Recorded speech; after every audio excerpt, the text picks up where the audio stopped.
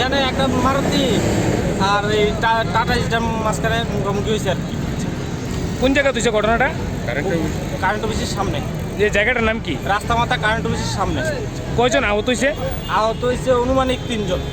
আনুমানিক আপনারা কয়জন পাইছেন? আমরা 2 জনের পাইছি, বড় তোরা আহত হয়েছে। আর আরেকজন সামান্য ব্যথা হয়েছে, তার জল টল দিয়ে ঠিক করে হয়েছে। মানে টোটাল তুললে 3 জন হয়েছে না? টাটা ইস একটা গাড়ি, অটো একটা গাড়ি ধাক্কা দিচ্ছে। ধাক্কা দেওয়াতে গাড়ির ভিতরে 4 জন লোক ছিল। 4 জন থেকে 3 জনের কন্ডিশন খুব খারাপ। তাহলে হাঁপানিয়া হসপিটালে রেফার করা হয়েছে। কোন জায়গা তুইছে ঘটনাটা? কেনানিয়া বাজারের সামনে আছে। তারা 4 জনের নামটা জানো? একজনের নাম হচ্ছে রঞ্জিত সেন, আরেকজনের নাম হচ্ছে সুব্রত পাড়া। সবাই নাম জানতে পারছো না নাকি? সবাই নাম জানতে। সর্বমোট আহত হয়েছে 4 জন না? এর মধ্যে 3 জনের অবস্থা সিরিয়াস। তারপরে হাঁপানিয়া হসপিটালে নেওয়া হয়েছে। ঘটনাস্থলে পুলিশ গেছে?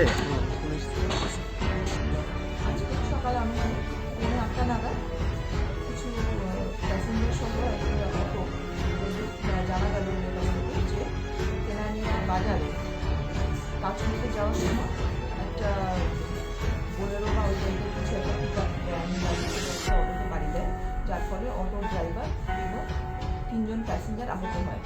এর মধ্যে 2 জন প্যাসেঞ্জারের অবস্থা সিরিয়াস। তো আমরা 3 জন প্যাসেঞ্জারকেই রেফার করে দিয়েছি টিএমসিতে ফর বেটার ট্রিটমেন্ট। 2 জন প্যাসেঞ্জারের হেড ইঞ্জুরিও আছে, একজনের পায়ের ফ্র্যাকচার আছে, একজনকে আমাদের অ্যাম্বুলেন্সে এবং আরেকজনকে 102 দিয়ে রেফার করা হয়েছে। ড্রাইভারের চিকিৎসা এখানে চলছে, প্রয়োজনে ওনাকেও আমরা রেফার করে দিচ্ছি। সর্বমোট টোটাল কয়জন? 4 জন আহত হয়েছে। 3 জনের অবস্থা খুবই আশঙ্কাজনক। তার মধ্যে 2 জনের অবস্থা আশঙ্কাজনক, আর একজন অলরেডি গেছেন টিএমসিতে, কারণ এখানে ফার্দার এক্সরে বা সোনোগ্রাফি বা সিটি স্ক্যান করার ফেসিলিটির জন্য এবং ড্রাইভারকে রিসিভ করে আমরা পাঠানো। আচ্ছা ম্যাডাম, কোন হাসপাতাল থেকে তাদেরকে রেফার করানো হচ্ছে? তাদেরকে